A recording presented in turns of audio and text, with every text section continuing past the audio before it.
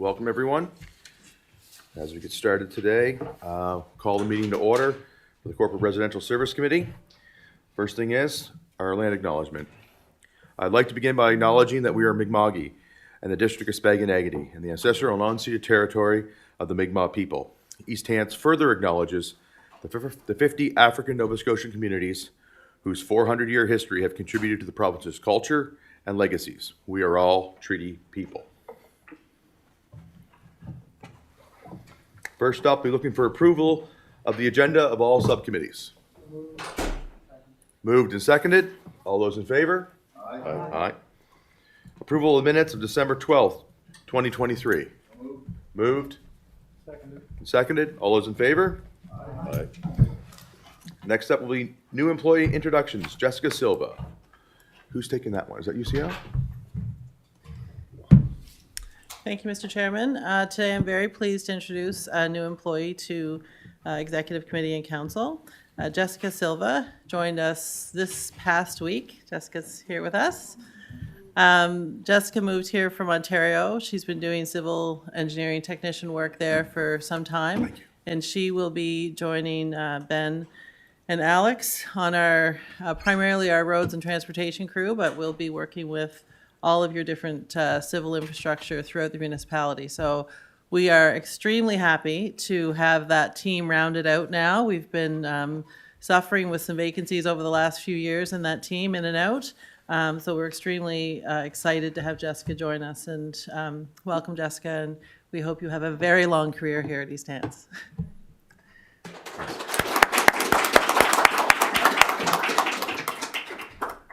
Thank you. Councillor Mitchell, you like to add something? Yeah, thank you, Mr. Chair. Just was with a large gathering of staff. I want to wish them all a happy new year and a successful and enjoyable 2024. Thank you. Thank you. Next up, we have employee position changes, which are none. And we have one employee recognition today. Michael Hatfield, our procurement officer, has completed 10 years of service. So I'm going to turn it over to the warden. Thank you. It's certainly, it's always a pleasure to do the employee recognition, and certainly a pleasure to do this one this morning. Mike joined the East Hants team on January the 6th, 2014 as the organization's first procurement officer. This was a new and much needed role for the organization. One of Mike's first tasks was to update the council procurement policy. From there, he established and continues to improve on our internal procurement policies, practices, and processes. Over his tenure with East Hants, Mike has worked on our EMO planning committee with provincial and Atlantic procurement committees and advisories, and taken several courses to further his procurement expertise. When Michael Hatfield speaks, people pay attention. He is continuously developing strong relationships across the organization through his practical approach and knowledge. He is able to build trust with his peers in a way that makes them want to come along on the procurement journey with him. Mike is a trusted advisor to the CAO on all things procurement. Because Mike cares deeply about his community, his procurement advice often extends to the fire departments in East Hants, support that the fire service values greatly. Mike wears a few hats. Being in his final course of a risk management certificate through the Insurance Institute, he ensures our insurance portfolio is adequate for the organization and has a very keen eye for detail when it comes to the organization's appetite for risk. Mike also represents municipalities on the NSFM Group Insurance Oversight Committee. Mike has a visionary lens where he is always looking at improving our customer service, both internally and externally. Working with the Information Services team, they developed and launched the online portal for the procurement submissions. This online tool eases the process for our bidders while adding another layer of procurement controls for the organization. Mike is always keeping himself busy when not at work. He has a joy for the game of badminton, where he participates multiple nights a week. You may also drive by him while he is on his regular long-distance bike rides along highways 14 and 214. However, His biggest passion and recreational pastime is to dig holes. Not with a piece of heavy equipment, but manually with a shovel. East Hants is very thankful that Mike joined our team 10 years ago, and we hope to have him for many more.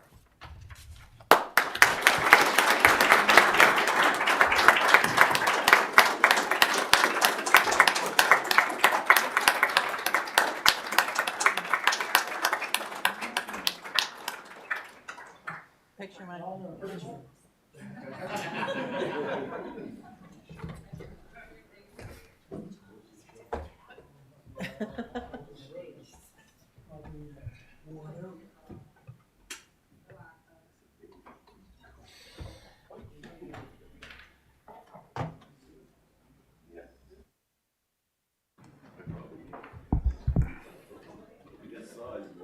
Yeah, and congratulations, Mike, on the great 10 years of service. Like the warden said, we all look forward to it. Continue on for many more years to come. Next up, we have Director of Finance is going to provide us with the Sustainable Services Growth Fund revision using our funding. So I will turn it over to Wade. I didn't know those were all staff. Oh my goodness, what's contentious today?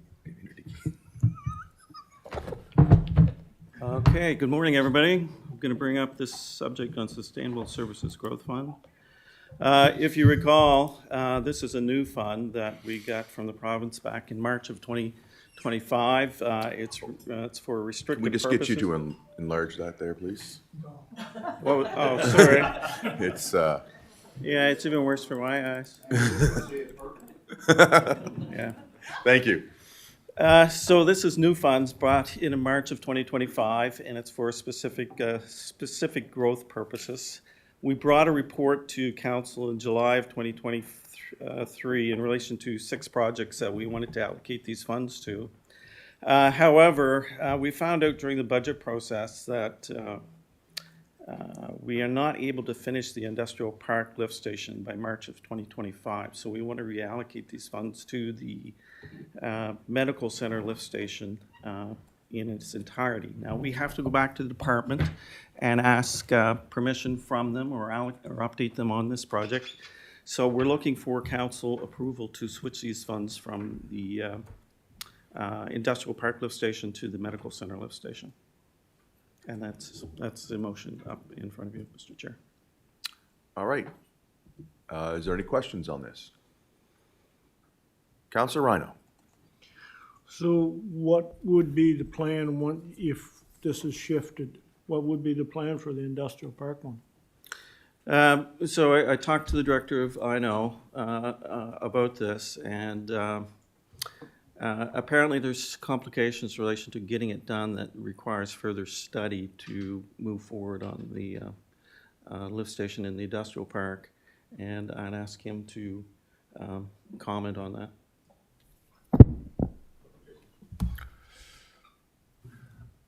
All right, through you, Mr. Chair. So for the industrial park lift station, before we do any major modifications, one thing that was flagged was the size of the force main along Industrial Way. So the pipe that everything pipes into, is it big enough? Or do we need to dual it? And so before we increase any capacity or power in the lift station, we need to make sure that the downstream is able to receive it. And that is the big giant paradox that was flagged this past year that was not flagged previously when this project was first originated. So this project was flagged originally in 2015 through a WSP report. It highlighted the need and the sizing for the lift station, so we've gone ahead with the plan. However, the most recent iteration of capacity study that RVA Anderson's been working through identified the pipe sizing as a potential issue. So that is what has changed, and that has changed within the last 6 months, hence the change in the capital plan. So it is new information, so we're adjusting. That said, is there still a plan to do some capital work on the Industrial Way lift station in the coming year? There is some that will contribute to the bigger capital project. we're working on that scope, but it's not near the scope or magnitude of what the funding allocation could be or should be. So hence the change in the ability to use up all that money. We need to do something else. Thank you for the explanation.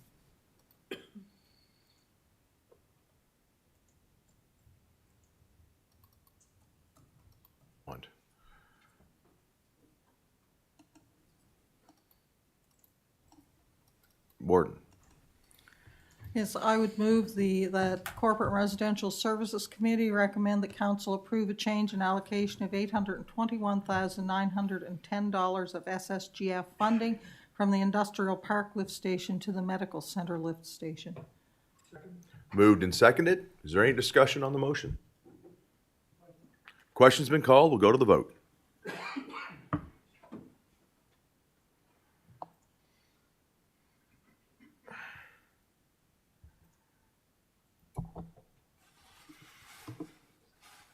And the motion has passed unanimously. Moving on to the next item, 2024-2025 draft budget preliminary information. Sorry, here we go. Yep. Thanks, Mr. Chair. So this is preliminary information for the 24-25 budget. As you know, we are working towards a final budget to be brought forward on January 30th to council. Today, we're just going over some of the preliminary information for you to give you a heads up as to what we're seeing so far. So, as you can see here, this summary table shows you what the increase in capped taxable assessments are for 24-25 fiscal year. We're looking at 11.66% increase in overall assessments. And you got to remember, however, that the 2024 assessments cap is at 3.2%. So as you look down at this table, you look at the bottom row, you can see year-over-year increases in residential, resource, and commercial of 10.9, 15.7, and 20.85 for an overall general increase of 11.66% in general assessments. And when you convert that into dollars, we're actually talking about, fairly significant increase in revenue for this upcoming fiscal year. In total, these assessment changes will equate an increase in revenue of about $3.5 million, all told. And when people look at that, they think about, okay, your cap this year is 3.2%, but you're talking about 11.66% increase. One of the things you got to recall is that the cap doesn't apply in relation to properties that were sold during the year, and so that is what transitions from being capped at 3.2% overall to getting you up to an actual increase of 11.6% for the year. And that might seem like a lot of dollars, when you think about a $3.5 million increase in revenue for the year. However, as we go into the next pages, you're going to see that we've got some really significant expenses increase, even percentages higher than 11.6%. And the first up is education. Education, is a kind of a pass-through tax for us here at the municipality. We collect on behalf of the province, and the province takes it and disperses it to the school boards. And they've kept their uniform assessment rate of 0.3048 the same for several years. And one of the important things to remember in this number is that it's actually a one-year drag.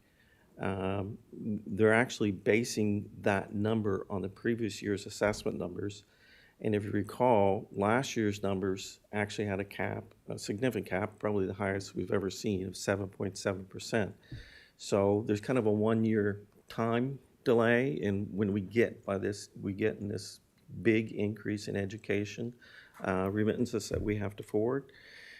So in this year, we're looking at an actual increase in percentage points of 15.3%, which is $979,000. So immediately, you can see that's a big significant cut into those increased revenues that we're collecting. So that's one factor. But another factor, one of our other big expense areas is policing costs. Again, it's increasing higher than what our revenues are for this year as well. As per the plan, the officers will total 28 in each in this year. One additional officer coming on board this year. You can see the cost per officer when they add up all the costs is around $214,000. And there's no change in the administration positions. There's two administrative positions. And of course, when you talk about all-in costs, you're going to talk about the DNA prosecution costs of $28,000 as well. So when you add all those up, for this current fiscal year, you're looking at a 12.6% increase in those costs for this year of $688,000. So that's just over $6.1 million in total for that budget line. So that's a significant increase as well. Another big increase in our costs is insurance. Again, last year and the previous year, we had significant increases in insurance premiums, and we've been advised that, again, we're going to get hit again with increased costs, just like everybody else out there. Depending upon the type of insurance, we're looking at between 15 and 30% for this fiscal year coming up. That's another significant increase. We do have some positive news from the perspective of the costs, recent changes by the province and the MOU that they have with the municipalities means that we won't have to put in expenditures for corrections of public housing. So that is a bit of good news to help offset some of that. So as you can see, these are just some of the big numbers that we're talking about from an expenditure perspective. And our observation so far is this just as typical of everything that we're seeing in our budget this year. Costs are going up significantly everywhere. Just to talk about in general what we're looking at for a draft numbers right now, and I'll say that we're still working on all these numbers, but what we're looking at right now for a GTR and what we think we're going to bring forward on January 30th to the councilors is a status quo general tax rate. And of course, that's the big number, so no change in it, at least in the draft. We're looking at a small increase in the USR rate at the moment, and a couple other small changes in the budget as well. But as I said, we're still working on all the numbers. We still got a lot of work to do, and when we come to you at January 30th for the first big budget session, we hope that the GTR will, in the draft, still be a flat, no change situation, and we'll take it from there during our budget discussions. There is one other big issue in the slide that I want to mention, and that is the fire department estimated revenue. So every year, finance comes forward and says, based on the assessments that we see and the rates that are in place for the fire departments, this is the new revenues that they're going to generate. And then we come to council and we give them a heads up that, this is what we're seeing that the individual fire departments are going to have for funding through the levy this year, unless there's any rate changes. And so we will go ahead and change or update the departments here probably this evening and say, these are the numbers you're looking at.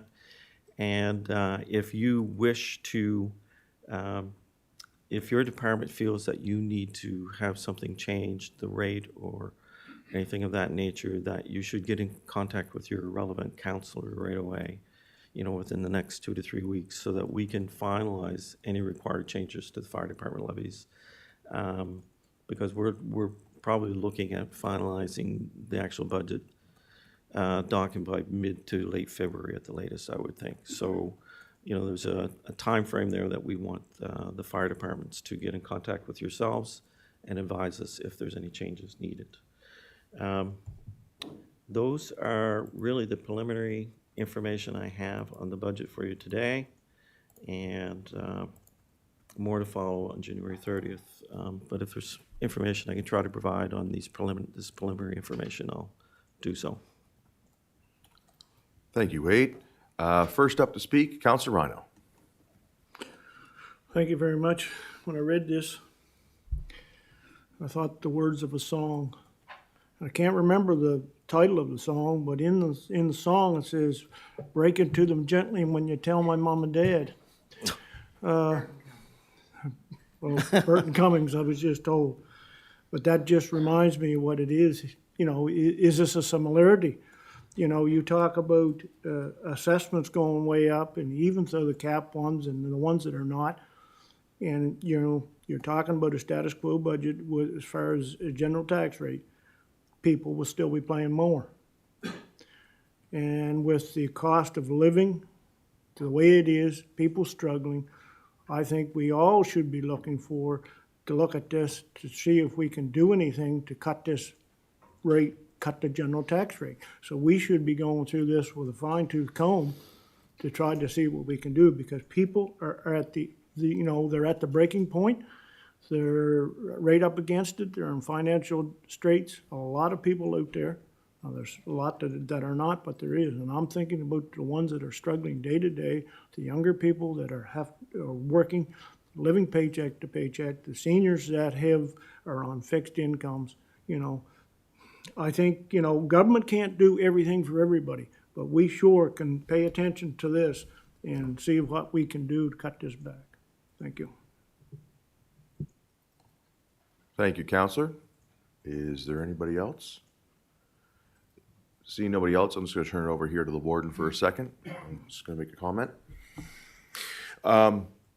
No, I agree with Counselor Rhino. This is going to be a very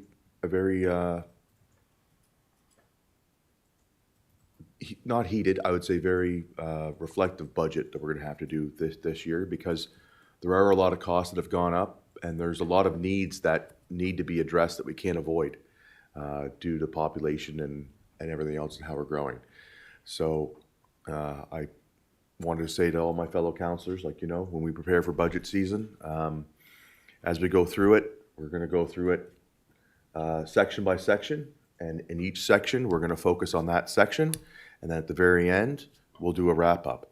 So when we're going through each section, please keep focused on that section as we go, and we'll focus in and we'll do it the best we can for each section, and at the end, we'll see what the effect is, and then we can do a roundup on what needs to be done at the end of that. The last thing I like to say is with the fire departments. I know, talking to my local fire department, they're in the process of getting their budget, and they hope to have their budget done by the end of January. And it's been my experience, myself and Councillor Moosen normally sit down with them, they go over their budget of what their need is, and then we do our best to adjust the rate based on their need, whether it needs to go down or up. I don't know if that happens in every other area. I would imagine something very similar happens. I just know for a lot of departments, there's a significant increase, and there's a lot of departments that need those increases dramatically.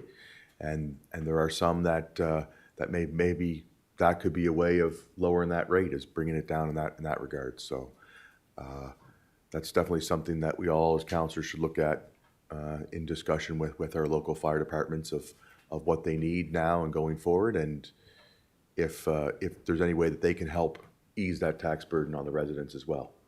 Thank you. Okay, thank you, Warden. And go ahead, Warden. Just a question to Wade, or he may not know off the top of his head, or even the CAO, because my memory's not, it's still very good. It's just a little shorter than it used to be. Just wondering what the cutoff for those fire departments who receive the grant, what is the assessment cutoff number for when that grant begins to be lowered? Okay.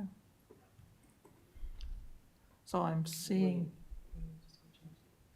I'm seeing one fire department in my area then who has hit that, so that any increase that they get out of assessment, they're losing off the grant. So It's not really a true increase for them. So I'd just like to have that when I have a talk to them, because I don't know if they realize that. I say I just, if they're losing money because after they've hit that assessment, the grant money that they get goes down. Any increase they get because of assessment is not any new or extra money for them. It's, Adam's going to speak to this there, Warren. Yeah, through the chair, this, to your specific question, council's fire service funding policy under the section 4 of the operating grant, it's those whose assessment space is less than $75 million. The assessment cap will be increased by the CPI each year, and the assessment base in 2022-23 was $84.5 million. okay. So they'll be okay. All right. Thank you. Thank you, Warren. Next up, Councilor Tingley. Through the chair, I just want to make a comment about the budget as well.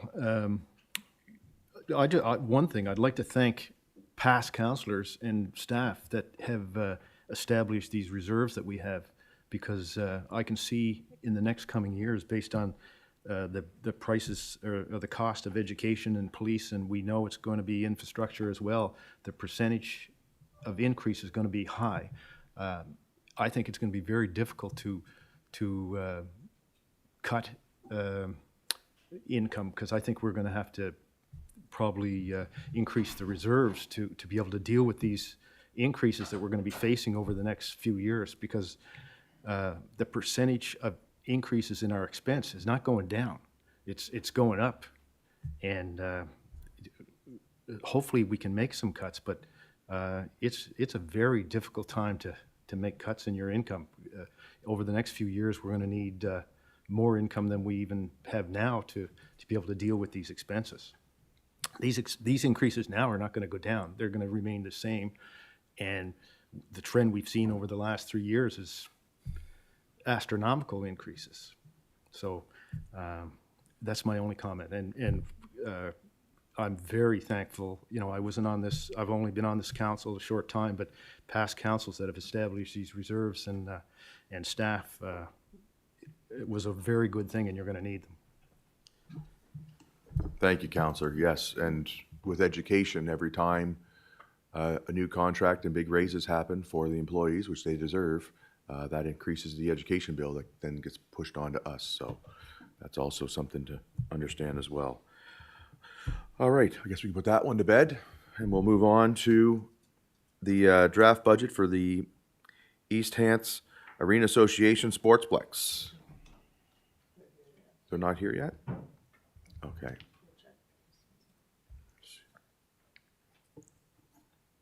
Oh, I didn't see their name presenting, I just saw the two. Okay. Well, they're not here.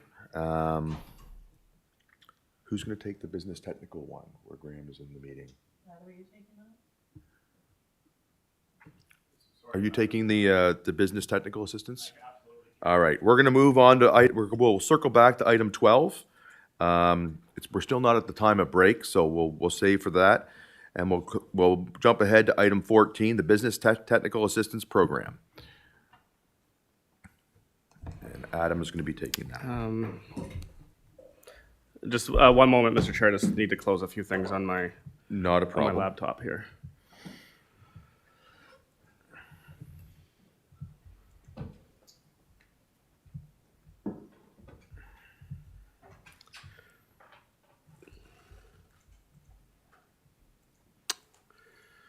Okay.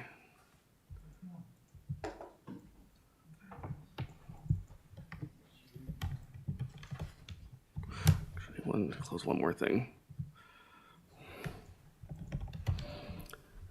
So thank you, Mr. Chair. This report is, well, really it's Graham's report. He's tied up at the moment, so I'm going to present it on behalf of Economic Business Development Division. And you should have it up on the screen there in front of you. And this is really a check-in. If you recall back in your last year's budget process under our business plan with council, we had identified under your business support services a new offering, a new service, a pilot service of the community where we could work with either entrepreneurs or smaller businesses to help them grow and the growth of their business through kind of some expertise support that we don't have in-house around business support and business planning and so forth. So what we mentioned to council during your budget presentations was once we had the program finalized, we were going to come back with council. This is already included in your budget. It was a $10,000 line item that was in your current fiscal year's budget. And so I just wanted to provide a quick overview of the program. I'm actually, from my role in the director spot, seeing what the team had come up with, was really pleased with how this program has evolved and how they've really gotten it into a place that I think is going to be beneficial to even more businesses than what we told council in the initial business planning. So it's really two streams. And to do this service, we are looking at partnering with a not-for-profit group called SEED, and it's in. There's an overview in your report around SEED, but really they have that technical expertise around entrepreneurship development for businesses. And there's two streams that we're looking at offering our community. One is the incubator program, and it's an intensive 6-week program that would include expert guidance from entrepreneur and advisors with over 20 years of experience, looking at scaling and empowering businesses.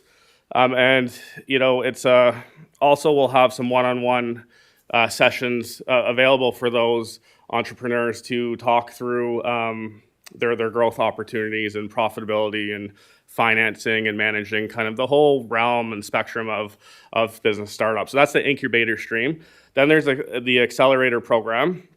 And it's, again, 6 sessions that's tailored to small and mid-size enterprises. And it's guided by entrepreneurial advisors with extensive expertise in starting and scaling and empowering business.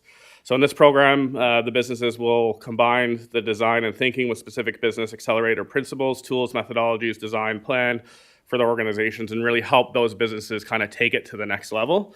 And like I mentioned earlier, each of these sessions should get about 20 to 30 either businesses or entrepreneurs in. And I think when we spoke to council during your budget, we were looking at a handful. So we've really been able to open this up through our potential partnership with SEED and really allow it for more. There's 2 other pieces to this that I wanted to highlight to council. One is it should be noted that under your funding agreement with the province, we have, my ears are popping here, partnership agreement with Halifax Regional Partnership, and that's a contingent agreement that we have with them instead of being part of the REN associations for our funding, where we work with the Halifax Partnership on opportunities. We actually benefit quite a lot from their offerings, our businesses do, but this is one that we would look at opening up to them as part of our reciprocal funding agreement with the province. So that's a good news story there. It would be limited spaces, though. We would acknowledge that we would open it up, but it would be limited spaces to the HRM side. The second piece is because SEED is also a recognized not-for-profit with ACOA, we're actually able to leverage funding here with the ACOA Atlantic Agency to increase the grant funding for this program as well, which will really kind of beef it up, which has allowed us to enable more spaces. So those are kind of 2 additional kind of value adds as I look at it to the program. And I believe there's one other thing. I'm just going to look here in the staff report. It does align with all of your economic business development plans, your workforce development plans for the community. So we would do this year as a pilot. It is carried through in our draft for next year. And there really isn't a financial impact as you already have approved this. So we're just wanting to update council on kind of what I perceive anyways is a good news update on the growth of this program and how it's kind of maturing into what could be really valuable for our local businesses and entrepreneurs. Thank you. Thank you, Adam. Does anybody have any questions?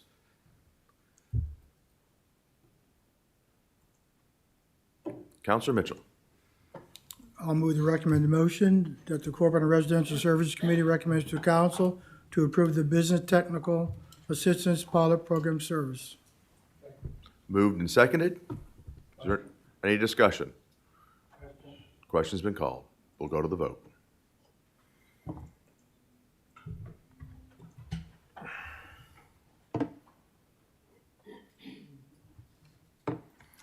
The motion is passed with Counselor Rhino voting nay.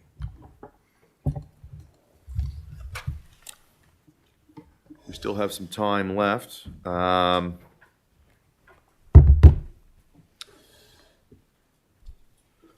we have time to move on to the D transfer? Okay, we're going to move on to item 15, the D transfer tax report.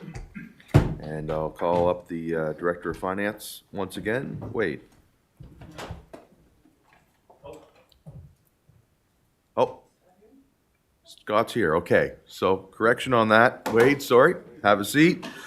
We'll circle back and we'll go back to the draft budget for the Sportsplex.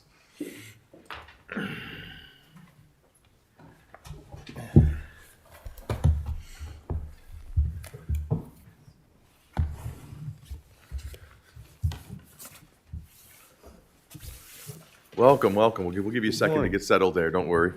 Sorry, We're early. You're fine. well, you know what? That's a good thing.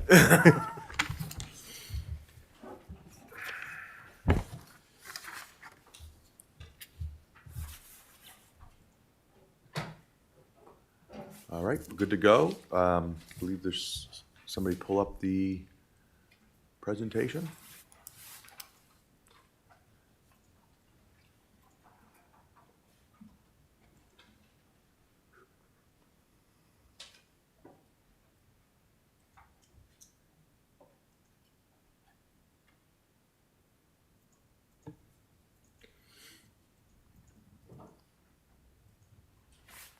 There you go. The floor is yours. Good. You're gonna have to remind me, do I just speak into it? You just or do I- speak into it, it's Okay, on. Great. Yeah. Good morning, thanks for having me, Council Warden, staff. Was asked to come and present their budget proposal for 24-25. Not sure where the review has been for the folks here, but ultimately, after numerous versions and interaction between municipal staff and our budget committee, we produced a budget with a budget surplus of about approximately $9,800. That is a very tight budget. One of the some of the key components of that budget that would impact, if you're looking at a comparison between the budget that we're working on this fiscal year compared to next year, is we have one major repair that has to be done in our plant. And that is an expense that would go on our budget.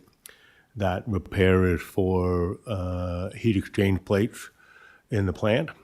So they are serviced regularly, but they do need to be replaced after a certain amount of time.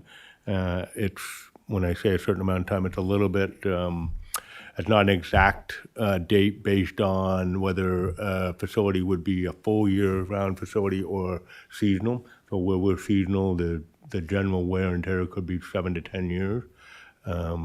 So we're pushing into our 11th year with these plates, just based on not having a full year-round operation with ice. Overall, the rental rates for the field and the ice remain at the current rates for this fiscal.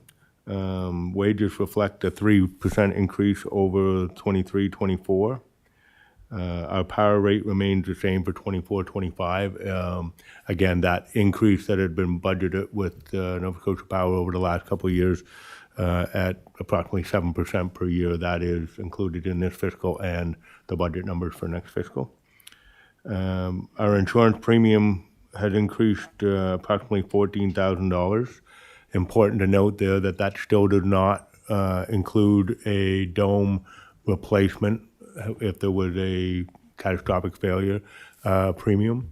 That premium is not offered in the marketplace at full coverage.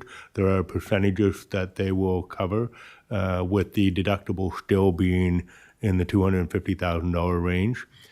Which what we've experienced in the past is that the dome is comprised of 10 sections.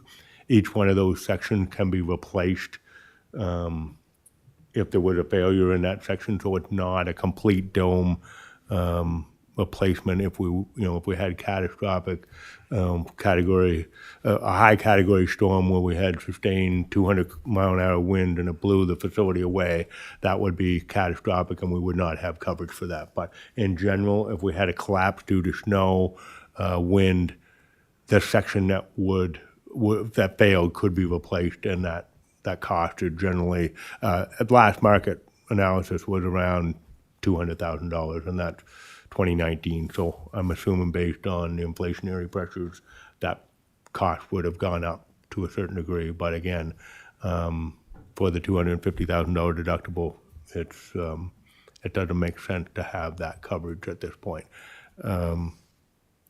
And the fact that they only offer a percentage of it. The last report I had from the broker, there was a company that was willing to underwrite at 30% off the collapse or repair of the structure.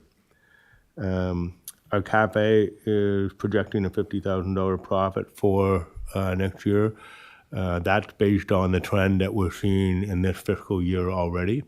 So it is a healthy increase, but it's certainly trending that way at the current model.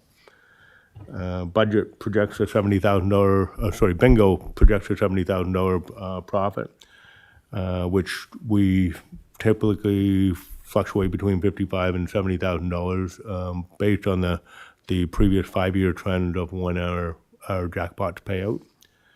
The repair and maintenance budget that I mentioned is up about $70,000, and that's that repair to the plates.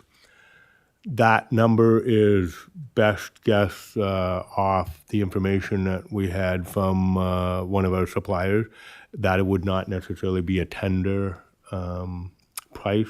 I believe a tender price, we would come in 20 to 30% lower than that price, but again, that process is one that we wouldn't know until the process happened, but we're going based on the plates that we replaced in August of this past year, and that project was around $30,000 for one.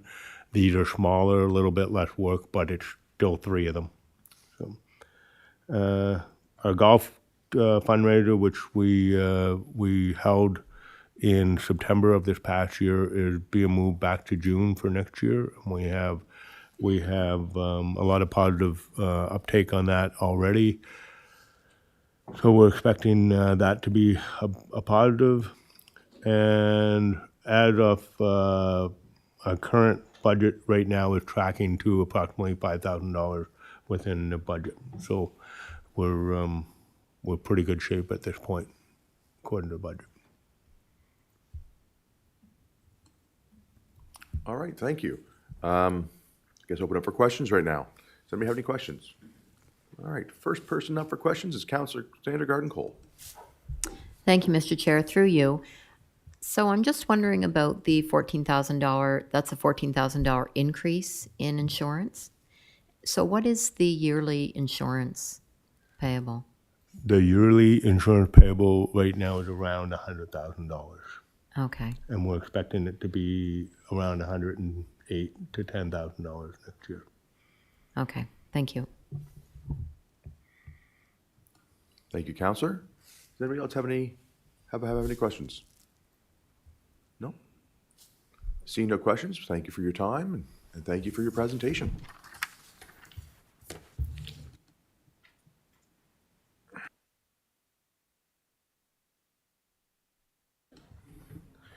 Okay, being as where we're not at the time of our break yet, we will now bring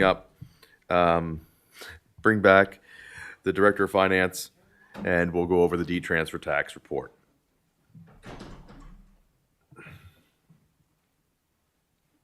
And the CAO will be joining him.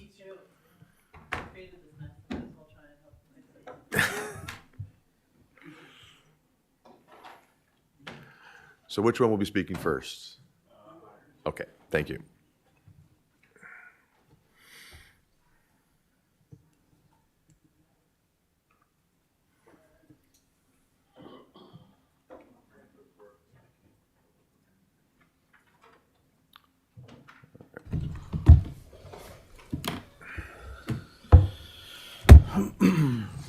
Once you get set up, you're good to go, Wade.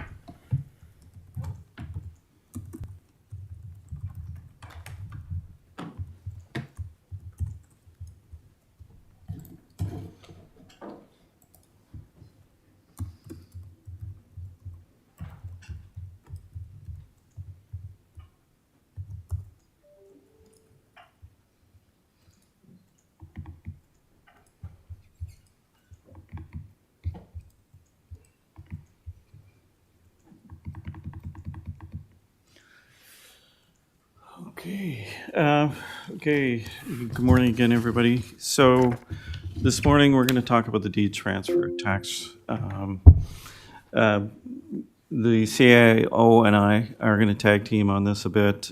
We've worked together quite a bit on this issue, and I'm going to kind of take it, and Kim's going to kind of finish it off. So we're talking about the deed transfer tax today. In relation to a motion that was passed back in February of last year, 23. And the motion was moved that council direct staff at a time staff have an opportunity before next budget to bring a report to begin discussions how the deed transfer should be allocated. So that's why we're here today. And The thing I think everybody should keep in mind as to what we're trying to accomplish here today and what the recommendations that we're going to bring forward is summarized on the first page here. So it's under, we're going to try to bring forward two policies, and that's what we're recommending today. Under the recommendation, we're going to direct staff to prepare a draft of deed transfer tax surpluses, draft policy on annual grant to the urban tax rate. And these draft policies are based upon the recommendations of the staff report dated January 11th, 2024. So that's this report here today. So, and it's also recommended that the DTT budget be highlighted during the 24-25 budget discussions, which we're going to have here later this month and in February. And discussions with a full discussion on risk relating to that budget. So talking about some options in relation to that. So again, we're going to talk about various aspects of the deed transfer tax and the urban service rate grant that's been allocated in the past.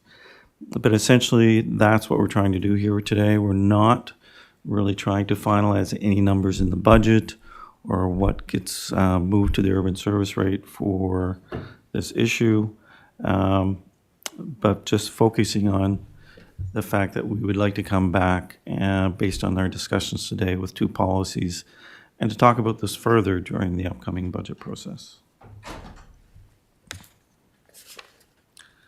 So if we go to page 2 on that document, we talk about the deed transfer tax and what it's all about and how we've treated it in the past. And it goes through some of those examples. So you notice on the screen that we have the two actual prior years, 21-22, 22-23, and year-to-date on 23-24 with some projections as to where we'll end up for 23-24. So essentially what we've done in the past is use a number in the budget that is reflective of what we hope we will receive in deed transfer tax. So in the past 3 years, we've used 1.575 million, 1.6 million, and in this current year, 1.875 million. In reality, though, if you look back at the actuals for these years, these actual two past years, and what we're expecting to happen this year, we actually received quite significant amounts exceeding those assumptions. And if you look at that second table on that page, you can actually see those numbers. It's 21-22 was 3.2 million, 22-23 was 3.3 million, and we're projecting about 3.2 million for this current year of 23-24. So we actually end up with a significant surplus at the end of a fiscal year due to the D-transfer tax based on how we've done it from a budget perspective. And when you think about that, some people are going to say or might think, well, you're being awfully conservative when you budget those numbers, and maybe you shouldn't be so conservative.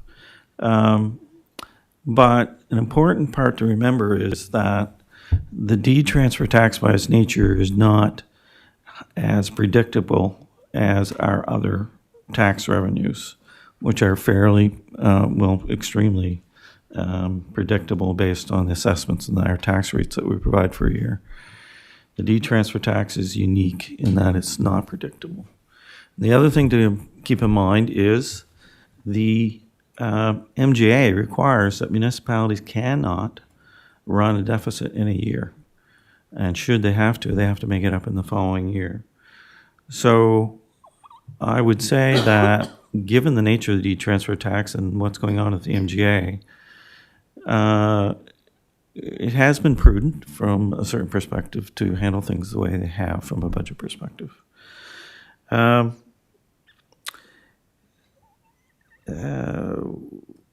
The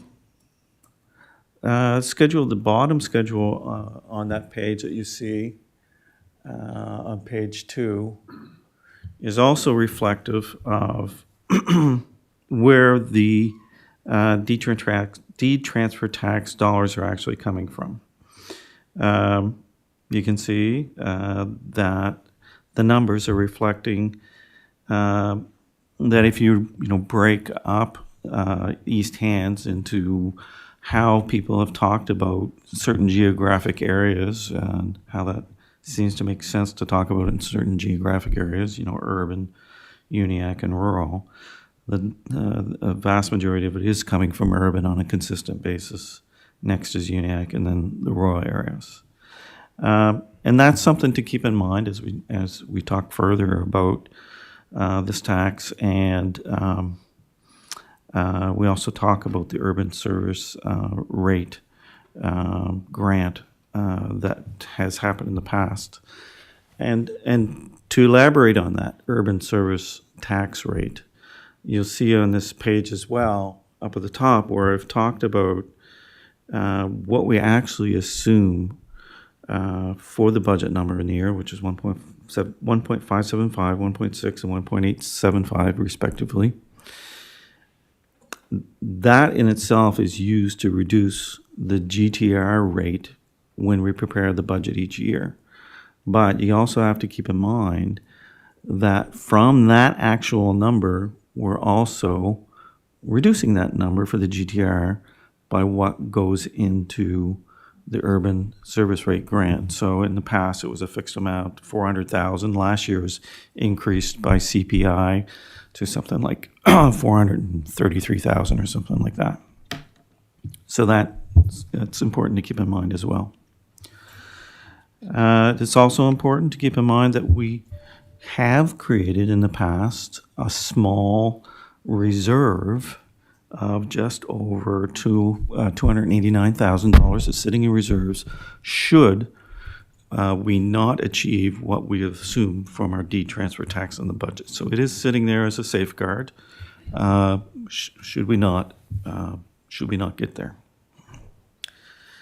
So I'm gonna pass the torch along to Kim to talk about other aspects of the D-transfer tax, but I want to kind of share some of my own reflections, if you will, coming in, relatively new to the municipality and how the municipalities operate and municipal budgets and everything. And I think we're here today, and the motion was made to bring forward this report because the discussion that took place at last year's budget session about the transfer tax and the amount that's allocated to the urban service rate. And so from my mind, I come in and I look at this and I say, these are very much intertwined issues. But when I look at this and I look at what I think is the bigger picture, is that these really aren't intertwined issues as such, other than that they've been talked about. And I see them as two distinct issues. One is you've got the D-transfer tax. It is somewhat unique in the way it's calculated. And, it's riskier projecting that a number. But in itself, it is one issue, and it is in some ways not unlike other taxes that we have. But another issue that and also the urban service rate amount that's been allocated of $400 and some $1,000. I see that as a separate issue as well. And maybe that's just because I'm coming in and I see these kind of distinct issues, and I'm wondering why they've been kind of combined as to what is seemingly one issue. But I understand the kind of discussion going back, but I just want to reflect and tell you my thoughts on that. But another issue that I've reflected upon is, I come in and I think about, this municipality and its budgeting processes, and quite frankly, it is a complex budgeting process you here. I've been involved with quite a few, and I think about, the changes that happen in an organization over time, and especially with people that have been here for a long time, and as things change over time, people leave, move on, whether it's a staff member or counselors. Some of you may not reoffer next year, and you have a long history of knowledge. And some staff members will leave. Eventually, God forbid, Kim might leave. But a lot of these things are kind of, there's a lot of history to them, and there's kind of there's an understanding about them, of why do we do the things that we do that isn't kind of written down and explained to a newcomer like myself or others, or maybe a new counselor or whatever. And I think there is a benefit to documenting certain aspects of, your financial budgeting or reporting processes in policy that will help those coming in new or even existing ones to remember why you're doing things in a certain way. So I just wanted to kind of pass along my reflections as a relatively new person here on these two issues, or some might think of it as one issue. So having said that, I'm going to tag out and let Kim take it from here and the rest of the report. Thank you, Wade. Thank you, Mr. Chairman. So talking about D-transfer tax, we need to look at sort of the history of what we've done, and we need to get that documented, to Wade's point. Quickly realizing with, Connie has gone and Sue has gone, and I'm probably, with Janice, Jordan, and I are probably the only ones that have a memory that a motion was even made, let alone what the motion might be at some point. So I think you should, as we move forward, I think these two policies are needed. How they look, we're not deciding here today. What we want to do is get some feedback from you folks about what you think should be in those policies, how you want them to look. We have some recommendations, and then we'll bring those back to formalize all that we do around D-transfer tax and some other recommendations in the report. So over the years, when this topic comes up, we're quite often looking at the D-transfer tax and, who pays what, if we want to allocate some money out, where does it go? So we thought it was important to look at where the D-transfer tax comes from. And as we get into a discussion around D-transfer tax and the general tax rate, we need to understand what is driving that general tax rate revenue that you bring in. So we've talked a lot in the past about, the corridor, rural, and Mount Uniac. what we tried to do here is to break down that corridor into the two different sections that we don't often talk about. One is the serviced area of East Hants, so folks who pay for water and sewer. And the other is the folks that are just outside of that serviced area in the corridor contribute significantly to the assessment base in this area. So what we've done in this table, and I think it's probably one of the first times we've done it, is to break down where the growth, and we used in this case the 2024 assessments, so where that growth is coming from between 2023 and 2024 on your general tax rate. How much of that general tax rate is being paid for by different areas in the municipality. And interestingly enough, you know, that number always sits around that 60, 15, 25 breakdown, really no matter what you're looking at. So if you look at your D-transfer tax, it's typically there. If you look at your overall general tax rate, that's typically where it sits. But in this case, I couldn't break down the dwellings specifically. It's about half and half for the corridor, I think. But when you look at those urban service rate customers, the growth that you've seen this year in your general assessments, 40% is coming from those serviced area folks in the corridor.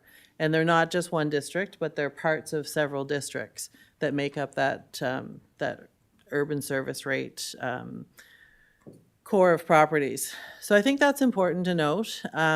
You look at the commercial increases on both in Elmsdale and in Mount Uniacke, where they're most significant.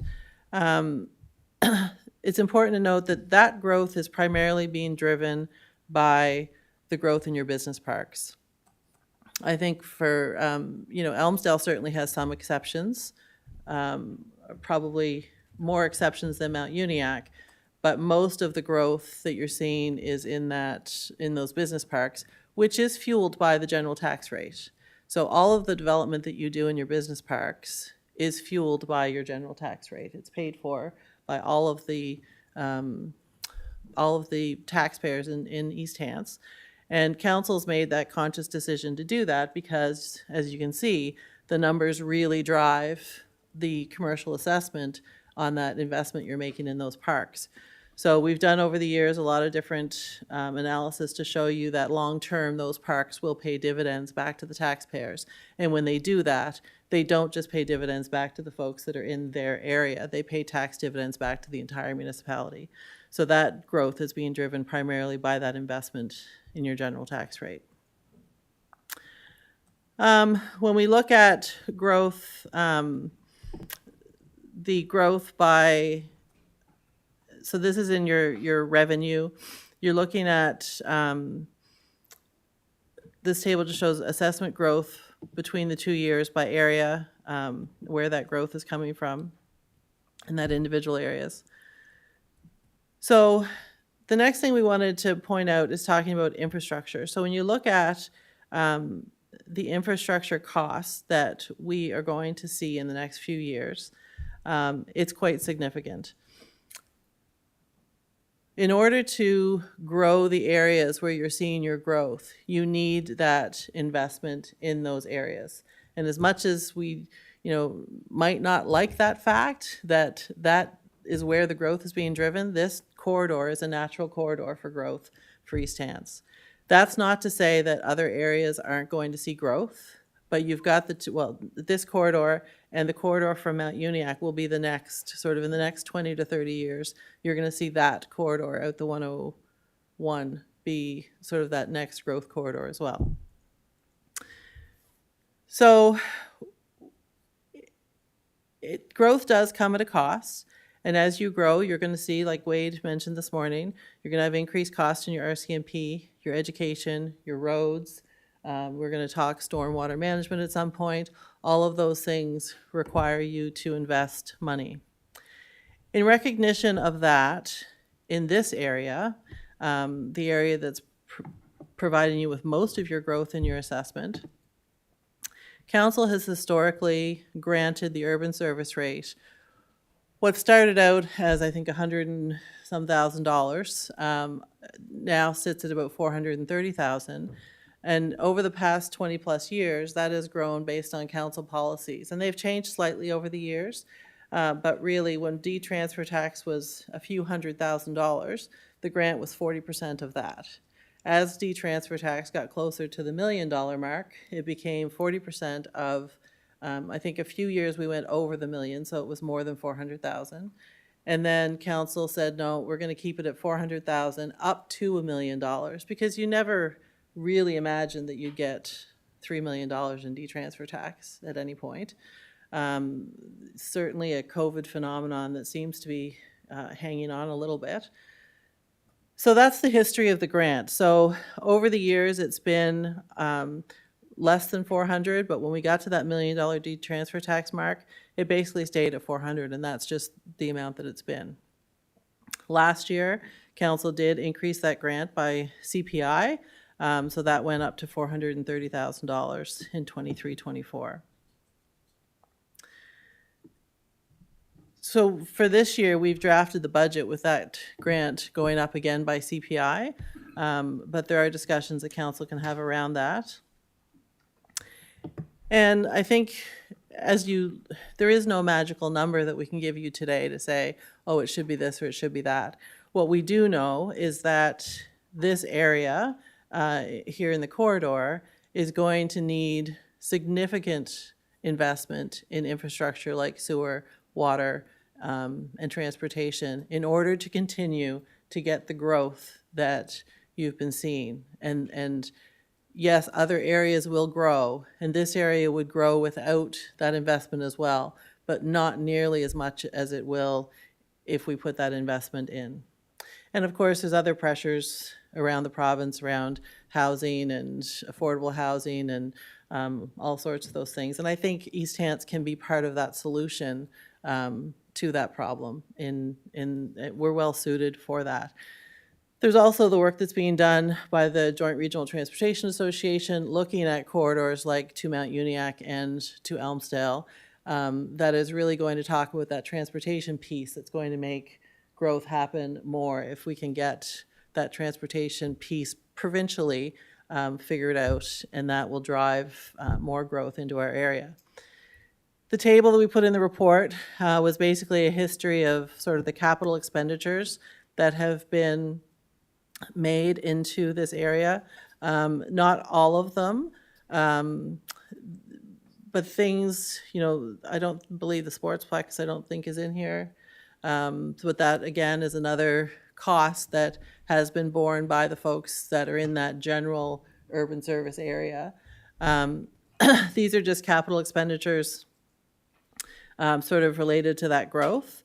And as you can see, the urban area has significantly higher annual expenditures than any other areas, all other areas put together, and then some.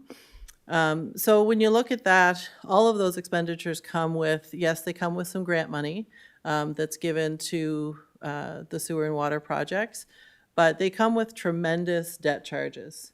So as we build out, we have limited reserves for build out of our sewer and water infrastructure. We have our infrastructure charges that is limited to sort of that capacity building in your system. So the folks on the urban service rate are really faced with either depleting their reserves or looking at that long-term debt model, which we have structured our debt so that the growth will sort of catch up and help to pay for some of that. But the $400,000 that goes into that D-transfer tax, or to the urban service rate from D-transfer tax, is helpful, but it really is just a drop in the bucket compared to the expenses that these folks are seeing. And this year, the draft budget does see that urban service rate having to go up a little bit to cover some of those costs. So where your general rate is staying projected to sort of stay even or go down based on council's decisions throughout the process, that urban service rate needs to go up a little bit to cover some of these costs that we're seeing. So what does that all mean? What we've hoped to do is sort of give you an idea and a reflection on sort of the magnitude of where things happen in East Hants. over the years, we've done sort of that 3 municipality model, which often shows that the corridor on its own would have a lower tax rate generally than Mount Uniacke or the rurals. Mount Uniacke is usually sort of break even, and then the rurals would have a higher tax rate. We've gone through that exercise several times over the years, and the answer is always the same. And I think this council really wants to move forward with sort of that, we are one municipality. We all have our different struggles in the different areas, but the recognition that that detransfer tax grant provides to the urban service rate folks is important. And I'm not sure where council wants to go with that in the future, but I think to Wade's point, I think you do need some kind of policy around it, because it can't just be every year we just decide on the fly what's going to happen to that, and as detransfer tax sort of becomes a topic in your budget, which we'll talk about in a second. It should be, and politically you may need it to still be tied to the detransfer tax, but really it could be a stand on its own kind of policy. If you want it to still tie back to that detransfer tax, we can certainly do that. So I would look to council, recommend that we do draft a detransfer tax surplus policy. So every year, instead of trying to figure out at the end of the year, as we're preparing that year-end memo for council, well, what do we think they're going to want us to do with it? And then we sort of come in June and ask you if we got it right or not. Let's create a policy that tells us what to do with any detransfer tax surplus. And as we look into our asset management world, council's all very well aware that we're sort of tackling our asset management over the next 3 to 5 years. We started down the road of roads as an example of transportation. And we've had a consultant come in and sort of help us set up our roads information and an asset management structure. And what we've identified is just on the roads that we have, you have millions of dollars worth of money that you could spend to make sure that that asset that you own, your roads in general, is maintained and isn't going to cost you more over the life of that asset than it needs to, because you can manage it and maintain it. So that involves resurfacing gravel roads. It involves fixing your paved roads. I'm not going to get all the technical terms right, but basically paying attention to your roads before they're destroyed and need to be completely rebuilt. So one of the things that you could do in your policy that we bring back, if you so choose to go that route, is you could say, for the next foreseeable future, and you can change your policy at any point in the future, but for the next foreseeable, let's put our detransfer tax surpluses to a roads reserve, to transportation. And then you can pay for things like resurfacing your roads, creating new roads if you have to. There's some work that needs to be done on some of your highway infrastructure to tie into provincial roads.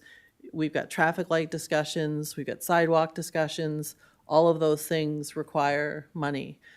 So if you had a policy that said, every time you have a surplus to your detransfer tax, it goes into the roads reserve or it goes into X reserve, then that would give us direction and future council's direction. And if you get enough in that reserve and the financials show that you need to move on to a different one, then maybe it becomes a stormwater management reserve. Maybe it becomes the streetlight reserve, whatever it might be, they can be at the time. So that is one recommendation that we would make, that we draft a policy and bring it back to you for that. We'd also make a recommendation that you draft an urban service rate grant policy. And again, we can tie that back to the detransfer tax if you like. But basically how that grant will be, I wouldn't say calculated, because I don't think there's a number that we could do to calculate what it should be for you. I think it's just, if it's 430,000 now, then how does it work going forward? And we would recommend that that policy be the amount we have today plus CPI each year, providing that it, you can tie it back to that D-transfer tax amount. But I don't ever see a time where your D-transfer tax is going to go below that $1 million mark again. I just don't, unless something significant changed. The last recommendation that we wanted council to think about, so as we look at our D-transfer tax surplus, we're looking at about 1.3 million for March of 2024 as a surplus for D-transfer tax. If council chose, you could start to increase your budget for D-transfer tax. To Councillor Rhino's point earlier this morning, you probably are going to want to reduce your general tax rate. To do that, you can take the risk of increasing your D-transfer tax like we did last year. And in return, you would reduce that general tax rate. At the staff level, we're not prepared to come with a budget that has that in it. So that will be a discussion that we can prepare a report for you if you want on what that D-transfer tax variance can look like and what it would do to your general tax rate. One of the recommendations I would make is that if, you could take some of your D-transfer tax surplus from this year and put it in reserve, hold it there until you see what your D-transfer tax is going to do over the next few years. So if you took $800,000, say, and put it in reserves, or $1 million and put it in reserves, and then bumped your D-transfer tax budget up by $1 million, there is risk there, but it's mitigated by having that money set aside in reserves to cover it. So where the MGA says you have to be able to cover your deficits, then that money could be sitting there to cover those deficits. You could keep that same $1 million in there for the next 5 years and then know that that's sitting there in case you have, in case you want to reduce your tax rate. What I wouldn't do is take the whole amount and do that with it. So if you increase your budget by $800,000 or $1 million for D-transfer tax, I would recommend you take half of that at least and put it into a reserves for roads or for whatever it might be. I would recommend roads at this point, having seen the information that we've seen. Roads is a general tax rate expense. It benefits everybody at some point. And I think and I should say, I'm going to back up, it benefits Mount Uniacke and the corridor area more so than the rural folks. But as we see development in the rural area, you're also going to see municipal roads in that area as well. So over the long term, these investments in your reserves are going to benefit potentially everybody. So what we are looking for today is sort of, do you want us to do that math and to take a look at that? I think you probably will. But we don't want to go through that if council says, no, we're not comfortable increasing that budget. We don't want to set the money aside in reserves. We're not comfortable bringing it in your draft budget, but we can certainly bring you a report on that throughout the budget process. And we've done that in the past with bringing D-transfer tax variance analysis at the budget time. And you've made some decisions like, yeah, we want to take this risk or that risk. I think we're in a novel position that we can actually mitigate that a little bit more. So you've already put $289,000 in your reserve. You could put more in there to help mitigate that risk, but we can bring a full report on that if council wants to see that report. So those are the considerations in a nutshell. And the recommendation would be that you direct us today to prepare the draft policy on the D-transfer taxes and a draft policy on the annual grant to the urban tax rate. And then these policies would be based on recommendations of this report, unless we hear something different today from council. And once the 2024-2025 budget's tabled, that we bring back a report on D-transfer tax options that could alter the budget based on the information in this report or some variation of that per you folks here today. Thank you, Madam Warden, or Mr. Chairman. Thank you. We got a full light up here of questions coming. First up is Warden Rolston.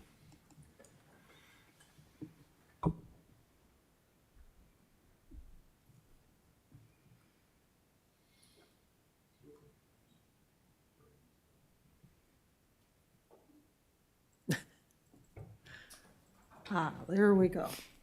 Well, I have a number of questions and comments. I'll start out by saying I agree with the premise that we should put what happens with deed-transfer tax and deed-transfer tax surplus into some type of policy, particularly how much goes to urban service rate and so forth. I do agree that there should be a policy created that reflects that, whatever it looks like. I'm going to comment, Kim mentioned that 3-municipality model that has showed up over the years since I've been here. I've always hated it. I know. I've never liked it. I would think we're probably the only municipality that I know of that would use such a divisionary bunch of information to, you know, try to show who pays the most, who pays the last. Who are the high-class citizens and the second-class citizens, so to speak, and third-class citizens. And to me, that's what that 3-municipality model did. And over the years, I found it kind of offensive, but I'll leave it. I haven't seen that for a year or so, and I hope to never see it again, because the past number of councils that I've sat on have worked very hard to work together to make East Hants one municipality and to work together for all parts of the municipality. And I've seen leaps and bounds in that. There's no longer that nearly as bad that rural-urban divide or corridor rest of East Hants divide. And I give this council and some previous councils a lot of credit for working hard to try and make that happen. And that 3-municipality model is not helpful at all, but I'll leave that alone. Then we get to what we have grown to call corridor, rural, and Mount Uniacke areas. But that's becoming problematic, because with the boundary changes that will take effect for the next election, part of my rural district of Rawdon is going to be in Mount Uniacke now. All of Councillor Hebb's current district, it's going to change drastically, and his entire district will be unserviced. So why would that not be a rural district? Because that's what it is. So the way we refer to the areas of the municipality is changing, or should change, to meet what the realities are in the municipality, if we're going to refer to them like that. Then we get into, okay, I understand the idea of putting money into some reserves, and yes, I fully support increasing I will, when it comes to discussion, to increasing our deed-transfer tax projection in the budget and using that to lower the tax rate, similar to what we did last year. And depending on the budget discussions, you may well have me at putting some of this year's surplus into a reserve to protect us if what we put in the budget doesn't come through. But when you get into putting it into a roads reserve and say that it benefits everyone, I don't buy that. Because we have places in this municipality where new roads are forbidden. In Councillor Hebb's area, there's parts of his area that you're not allowed to develop new roads. That's our policy or our bylaws. So to be able to say that putting it in a roads reserve would benefit everyone doesn't work for me. I'm not saying that, the cost for roads is not real, and that the cost for roads is not a general tax item, and that, it doesn't deserve some attention, but I'm not entirely convinced that it benefits everyone as much as some other things in the municipality could if we wanted to direct money to a reserve. And I just think solid waste. I think of things like that. Everybody has garbage, recyclables, and compost. But I just throw that out there because that can all be discussed if a policy comes forward.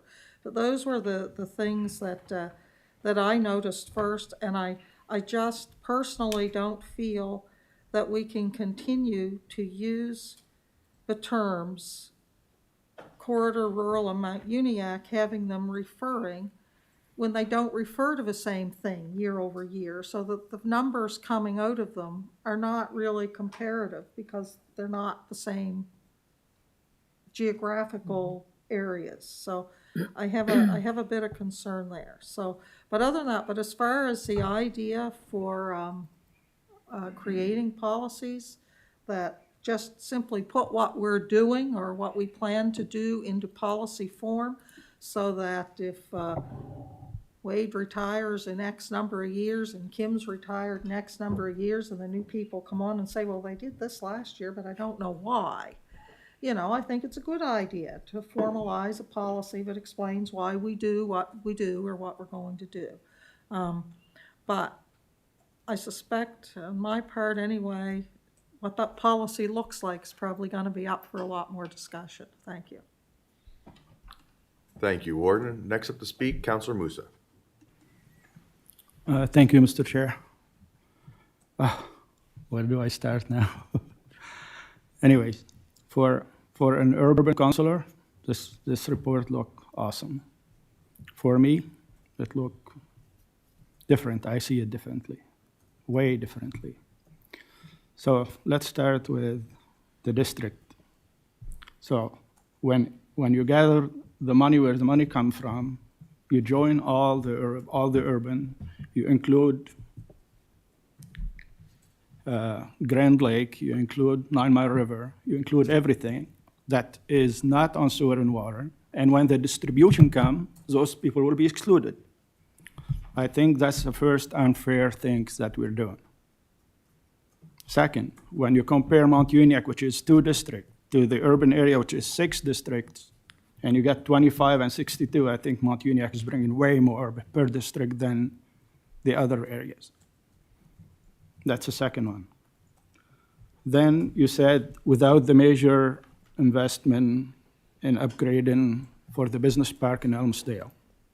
I think the $400,000 over 20 years, which is $8 million, will be more than enough to bring those infrastructure there. And plus, I don't know how many years of 100% of the gas tax rebate went to those projects too. So it's all were done by general tax rate, not by the people who live here only. Okay, next. Let's talk about infrastructure now for the question for Jesse. Jesse, can you build a house without infrastructure?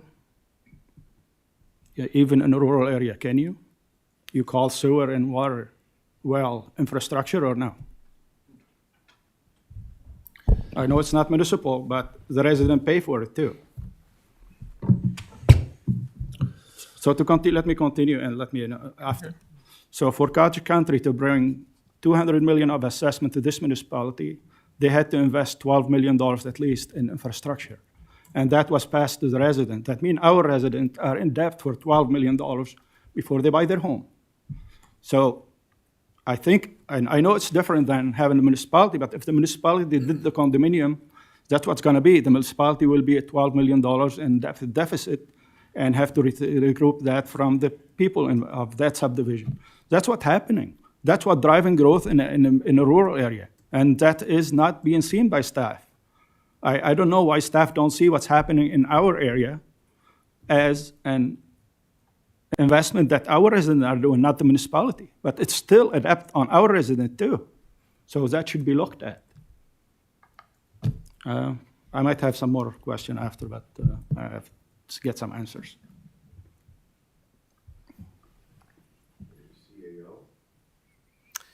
Through you, Madam Warden, or sorry, old habit. Through you, Mr. Chairman. Just to Councillor Musa's point about the $12 million infrastructure that had to come from Cottage Country, we would have similar, regardless of where we have development, that is similar across the board. So the infrastructure that's needed to build the subdivisions here is paid for by those developers as well. Yeah, So but you how look much infrastructure they're paying for sewer and water? That's my point. We're paying $30,000. How much you hook up per unit? $3,000? $6,000. $6,000? Plus they put all the pipes in the ground for the substations. Exactly, for we the have to put developer. pipe in the ground, same thing. So, Yeah. so you have $3,000 per unit, you have $30,000 there from unit. So that should call infrastructure too, like to me, it is a depth on our residents, we should look at. So if you wanna help a person here that's paying $200,000 in taxes and reduces taxes by 6 cents, what you're gonna do is a person that built in Mount Uniacke for $700,000 and you give him nothing. I think that's, I don't know if any municipality ever do that. I don't know. I would like to know that answer, if any other municipality do that. I think that's a discrimination, I call it. Anything else, Council Musa? No. Next on the list is Council Run. Thank you, Mr. Chair. Well, I'm going to follow along kind of on the warden's comments there. Well, I was around when the 3 tax system come in, and anybody that was here at that time found, knows how difficult that was, knows those difficult meetings when budget meetings went through, and knows it. I can remember like that. It was very challenging, very divisive. So when we came away and we went to the next budget session, we got into trying to ease the waters by increasing what amount of money went to the deed transfer tracts in order to try to stay away from a 3-tier tax system. It was kind of a give and take. Unofficial, it was a give and take. Full realization is that the quarter area drives a lot of the industrial commercial revenue, plus in Mount Uniacke. But the main theme there is there's 100 series highways running by there. Had there been no 100 series highways, you'd be no different than anyone else, right? That's what's driving this, is there. Now, when we talk about, to create policy, and I hear the comment, we can change it. Yeah, well, I've been around here a long time, and to change policy can be very difficult at some times, and it's not an easy thing to do. With regard to creating policy that would put this into a road system, no, you won't have me there, because as the warden has spoke, not every parts of the municipality has municipal roads. And I heard the comment that as the other areas develop, there will be more municipal roads. Well, until that time, then we start to change policy, because I don't foresee a lot of municipal roads going in, let's say, the rural area that I'm very interested in. So, but I think, when we talk about how we budget process, I think, and it was mentioned here, we are very conservative when we put this in the budget. I think realization is that we're too conservative. We have to put more, we should be putting a more realistic number in there. And I do also believe that I do like the cushion that we have, that we can use some of that to alleviate the general tax rate, right? So I do appreciate that. Do I have concerns about, I guess it's not a concern. I can foresee that maybe we should be increasing what we're directing toward the urban service rate, but not to a point that it's directing all of it, not to a point that we direct quite a bit. Well, I don't have a problem, like I said, putting more into it, because it's a realization. But don't put it into such a way, into such a reserve, that's pretty well mostly going to be used in the urban area.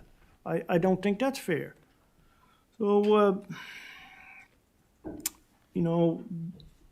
it's a difficult situation. I think that was the history on it, and that's how we got there, was because of they brought the 3-tier tax system in, and how some of that money got directed there. That was kind of to get away from it and go back to one system of taxation, one tax rate. So those are just some of the things, but I do like the cushion that we have to help out with that tax rate of being able to, okay, we're going to budget a little bit more. But I think that budgeting in that, we have to be more realistic and not so conservative on that because it's proven with the charts that have just come out. Thank you very much. Mr. Chairman, if I could. Go ahead, CEO. I just want to clarify my comments around the roads benefiting everyone. I wasn't really referring to an actual physical road going through every single district or community that belongs to the municipality. My reference there was to the fact that when you look ahead at your costs for roads and transportation throughout the municipality, roads have always been covered on a general tax rate basis. And by putting money into a reserve, you would reduce the reliance on the general tax rate of the function of transportation throughout the municipality. So that was my reference to it benefiting everybody, is roads, like solid waste, are a general tax rate expenditure. So if you build up those reserves, when you do have to spend money on your roads in the future, you're not going to have that up and down of your general tax rate. If a road in Mount Uniacke has to be re-gravelled or a road in Belnan has to be re-gravelled, it can just be done through that reserve and not a burden on that general tax rate for future. And that would be all of your transportation infrastructure, which all of you at some point may rely on, a small way or not. That cost center is where we pay for the street lights for any street lights that are put in the rural area that aren't on a tax rate, on an area rate.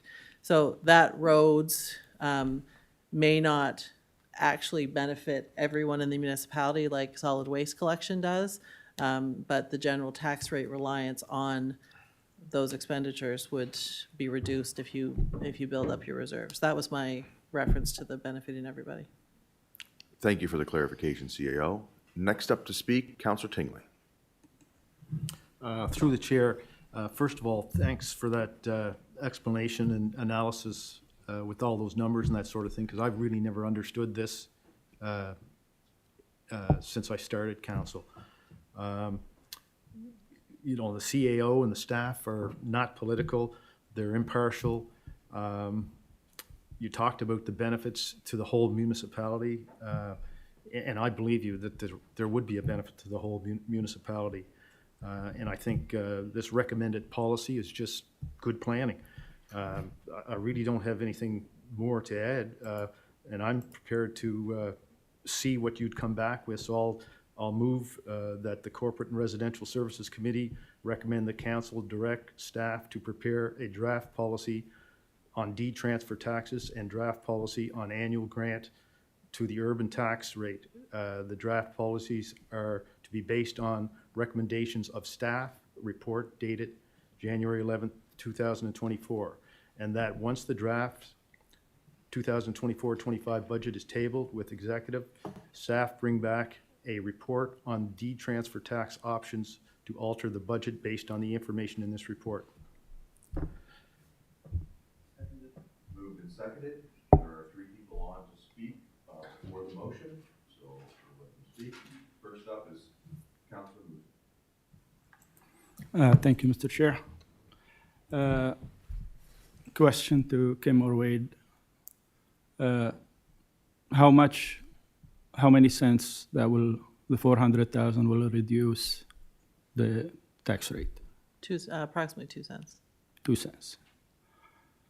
So if you want to keep it like that with all the growth, that's going to absorb the whole deed transfer tax, because you know how many $500,000 home go in there, and they're all going to benefit from that. So is it true or no? I'm not sure I know your question. So if you lower the rate, you lower it for the new homes that never existed. Now they're going to exist this year. So that $400,000 it's not gonna keep it 2 cents. It's gonna be way lower. So if you're gonna keep it 2 cents, you're gonna need way more as the development goes, right? Yeah, so through you, Mr. Chairman, as your development grows, that 200,000% becomes more. Becomes more. Yeah. So if you want to keep it 2 cents, you might at one point you're going to take the whole deed transfer tax. So, Through you, Mr. Chairman, I think this would be a sort of to alter your budget and to sort of get that bump from the 1.8 million budget up to that 3 million or 2.8 or wherever you decide to go. That would be a one-time bump. And then after that, you're going to have lots of different fluctuations in your no, numbers. I'm talking about the $400,000 for the urban service area. Oh, okay, sorry. So if you Sorry, I was- if you distribute that to the resident now, it's 2 cents. Right, So yes. with all the growth, that 2 cents is gonna become 1.5, that we're gonna become 1, that we're gonna become negligible. So, plus, if somebody put an apartment building at 90 units, he's gonna benefit how many times from that, or, you know what I mean? So the smaller resident, what I'm gonna talk about, is not gonna be benefiting more than the bigger. Like, if you take, let's say, Sobey, $24 million by 2 cents, you're getting most of the $24,000, of the $400,000. So 2 cents, I don't think 2 cents is gonna make a big difference in a tax rate. Why don't we go all over the board and, let's say, put the 2 cents on a sportsplex and put it somewhere in the fire department and clear everybody? Is that just this way the 2 cents will be for Nile River, will be for Grand Lake, will be for the whole corridor, and it all come from the transfer tax, and everybody will be equal, and we won't be fighting forever. So just for clarification, the 2 cents I was referring to was on your general tax rate. On the urban service rate, that 400,000 would probably be closer to 4.5 cents, 4 cents. 4 cents, okay, 4 cents, I agree with you, 4 cents. Why don't we give Grand Lake and Nile River whatever they pay for the sportsplex? This way, the D-transfer tax will be paying for the sportsplex, will be helping the fire department in the rural area, will be helping our fire department, and everybody will be even. Like, why take from the pot and give somebody and leave the others? And the other are generating the same, even not, if not more. So that could be part of the solution, that could be part of the report if you want. I don't know what to do, but there's something could be done. Like, we're not a poor municipality, but we gotta be treated equal. And once we treat everybody equal, we limit all those fighting, we limit all those division, we limit everything. I don't know if that makes sense to you guys, but, yeah. Maybe we can talk offline, because I'm not entirely following you, but we can, Instead of charging everybody in the corridor and Grand Lake 4 cents for the, why don't that 400,000 plus more cover the 4 cents for everybody in the corridor area? And you give us equal whatever from the transfer tax for the other areas, and then everybody will be equal. Like 4 cents for their fire department, 4 cents for our fire department. Then everybody will be good. Because now, like, I mean, I'm not talking about even Mount Uniacke. Like, let's say Mount Uniacke is not bringing more, but what the Grand Lake do? Like, what $1 million Grand Lake bring to the municipality? Or is it better than $200,000 home or no? That's my point. Like, it's not fair. If somebody have infrastructure and they gotta pay for it. I pay for my infrastructure, I pay for my sewer, I pay for my septic, I pay for my well, I pay to clean my septic every year, I pay for salt for water softener, I have to buy water softener. So everything, we got expenses too, so it's not them that they only have expenses. Everybody have expenses these days. Yeah. Next up, Warden Rolston. Thank you. I'm a little bit between a rock and a hard place because I would like to have a report on a policy and see what we do, put in some kind of a policy. But I'm kind of stuck if it's going to reflect what's in this report because I'm not there well, yet. and discussion from today, I would say. And I just, to follow up on Councillor Musa's comments, I'll add to Councillor Rhino's, and there's a couple of things at play here. There's the 3-tier tax rate that was in place in this municipality 1 year, and then there's the 3-municipality model that for many years staff trotted out every year to show us how the people in the corridor paid so much more and were so much more deserving than the folks in the rural area. And I'm sorry, that's what it felt like all those years. But the year that Councillor Rhino refers to was the year that,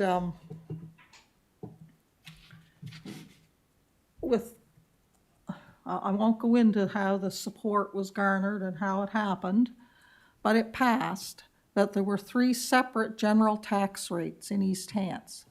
The lowest general tax rate was paid by communities in the service area, what was called the urban tax rate.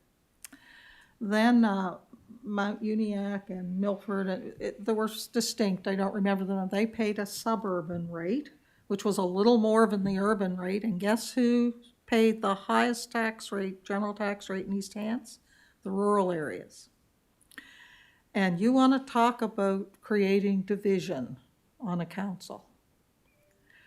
And you want to talk about an inflamed public. We had the rural councilors of the day, and there were more of us then, we sponsored community meetings in the communities. And we had so many people turn out to the one in Kennecott that we presented it to a packed hall with standing room only. And then those people left, and there were enough people outside, came in and filled the hall, and we did it again. Like, it was horrible, horrible. It was a horrible council to sit on. We didn't speak to one another, half of us, for the rest of the term. We didn't go to lunch together. It was horrible.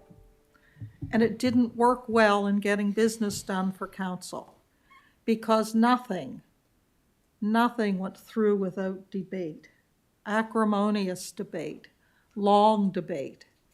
The business of the municipality was not getting done in a timely manner.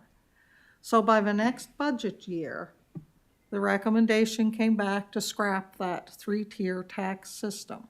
But as Councillor Rhino said, part of what the rural councillors agreed to do to get back to one general tax rate was to put that 40% of the deed transfer tax towards the urban service rate. That's how that all started. So just a little explanation, because Councillor Rhino and I were the only 2 councillors that were here then. And we could understand, you know, we could see the rationale at the time. We said we understand. You know, there are higher taxes on the houses there. They have the sidewalks to pay for. They have, you know. So that's how it started. And so now we're where it's at. And I don't, you know, I understand what Councillor Moose is saying. I don't object to still investing money in that urban service rate. I don't object to maybe investing a little more in it as things go up. But I just have a problem with trying to direct the rest of it in some way that even optically seems to disadvantage one part of the municipality against the other. Because I've seen what happens when the public look at that and see things that way, and it's not pretty. And this is a good problem to have, to figure out how we're going to spend, you know, over $3 million that doesn't come off the general tax rate, folks. This is not a bad problem to have. So I think we do have to have the discussions, and I think we do have to figure it out, and I think we do have to have some policies. What those policies will look like at the end of the day, I'm not sure. But I think it is good to have the discussions. I will support the motion, although when the reports come back, I'm not promising to support what's suggested in the reports till I have a good look at it. And I just think that we're at a stage with this council that we can make this work. And I think we can make it work in a way that shares the wealth with everyone and is somewhat fair to everyone. And I understand, you know, we refer to roads, and roads is a general tax rate expense, even though most of them are in one part of the municipality. And so, yeah, by putting some money in a road reserve, at the end of the day, I see what she's saying. But alternatively, it could be in a general tax rate reserve of some kind. And when we have if we have a surplus on the general tax rate, it's difficult to do, but I think we could make it work without it being specifically tied to something called a road reserve, because I think that creates a few problems. But anyway, I've made my comments. I would really like the terms corridor, rural, and Mount Uniacke to be better defined by something else. And I think maybe Councillor Musa made a good point. Maybe it is serviced area, not corridor area, because there is a difference in the serviced area and the corridor area, and what benefit, what benefit accrues from urban service rates and things like that. So I just think that's something we should look at, because you know what? At the end of the day, Mount Uniacke's as rural as Rodney is. Everybody's building their own infrastructure and everything else, and as rural as Walton and Knoll and Maitland. And the interesting thing is that way back when that 3 tax rate system came in, and the council of the day had the support of the Mount Uniacke councillors of the day, that tax rate would have never come into existence. I'll leave it at that. Thank you. Mr. Chairman, if I could. Yes, go ahead. The Zero. warden brings up a point that we struggle with every 8 years where we do our boundary reviews, is as your boundaries change, our entire tax structure is based on districts. So if you look at the current Sportsplex rate, for example, it was originally charged on this district to this district, and everybody paid it. As your communities change and you have those boundary reviews done, those have changed over the years. So we didn't then change that to say, well, now only these districts pay your Sportsplex. So that does change, and this one is probably the most significant change between those 3 words of rural, urban, and suburban or corridor.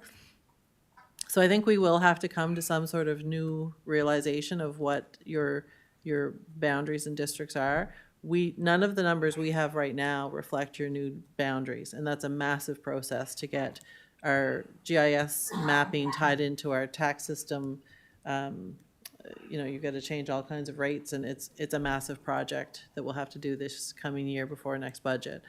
So it is a valid point, and we will have to reflect on that as we move through this year and figure out what that looks like next year when you start to get your financial reports for those things, because it will be different. Okay, there was 2 people left to speak before the motion was made, and there's 3 other people that came on. So the first up to speak before the motion, Councillor Hebb. This is not directed to the motion. No, you were on before the motion, so you're Okay. free to speak. Just 3 things. We're live stream out there, and I'm not sure everybody understands what this rate is and where it comes from. And if you could just briefly The D transfer G tax? transfer tax. So the D transfer tax comes from when homes change hands or properties change hands. There's a 1.5% fee levied on those properties, property sales based on the price. So as we've seen the price of homes increase over the last number of years, starting with during COVID, the 1.5% of those larger home values is why our budgets are reflecting higher values these days. We didn't think that would continue year 1. Year 2, we thought, okay, well, we're still here, it's still happening, but it won't continue. Now, year 3, we're thinking, okay, well, we're going to project another one over $3 million. So there is so much uncertainty in the housing market, and that's why we haven't been increasing those budgets to match the actuals, because we keep thinking the bottom's going to fall out, but it hasn't fallen yet. So. And I appreciate that, and I think everybody here understands that, but there are people out there, I think, that probably doesn't Absolutely. understand that, and I just want to clarify that. The next thing is that I don't think we could ever come to a situation where everybody's gonna be happy. And I think it's gonna be a give or take situation, and we have to sit back and realize that that's gonna take place. The third thing is that, and Councilor Musa kind of put a bone in my head here, that, you know, we have areas in Shubenacadie, Harvard Lands, Non-River Grand Lake that pay on the Sportsplex levy. Is there some way, and I know you can't give me an answer right now, is there some way that deed transfer tax could be used to cover the costs in those areas, unserviced areas that would cover the cost for the Sportsplex levy? That could be something you could look into. I don't expect an answer right now, but Through you, Mr. Chairman, we can certainly bring what that would do for that levy, some variance analysis for you. that'd be great. Thank you very much. Thank you, Mr. Chair. Thank you, Councillor Hebb. I'm going to pass it over to the warden, as I was the last one on to speak before the motion was made. I totally see, like, one of the things in all the reports since I've been here for 6 years, when I first came on council, I dug in the numbers and I presented it that since 2018, Mount Uniacke has contributed above what they receive based on this. And if you break down the districts, it's 6 districts that are bringing in 60%, right? And you're talking other ones, 2 districts. So you divide that 62 by 6, that's 10.3% per district, right? In Mount Uniacke, it's 12.5% per district. So I don't see how we can be breaking even when we're contributing almost 2.2% more per district into the deed transfer tax than each district in the corridor. Now, I don't like the division of corridor, Mount Uniacke and rural. I don't believe that's right. But I believe the one thing we have to focus on here is fair and equitable treatment for all residents within East Hants. And if you're going to take money out of the pot that all of East Hants generates for the deed transfer tax and skim a certain number off that benefits a certain group of people, now you've created inequality, plain and simple. Because even within those districts, there's inequality with those who are unserviced. And like Councillor Musa pointed out, I would like to see what the annual payment for a home that pays the urban service rate is, what that cost is to that homeowner, and compare it to a $25,000 septic plus a $10,000 well, plus your pumping of $300 every 3 years, plus your salts to reduce your hard water in a lot of areas, and then equate how many years of the urban service rate would it take for that non-service person to recoup the same amount of cost that's burdened on them on their home. And I'm telling you, it's 40 years plus, because they're not paying $1,000 a year on urban service rate.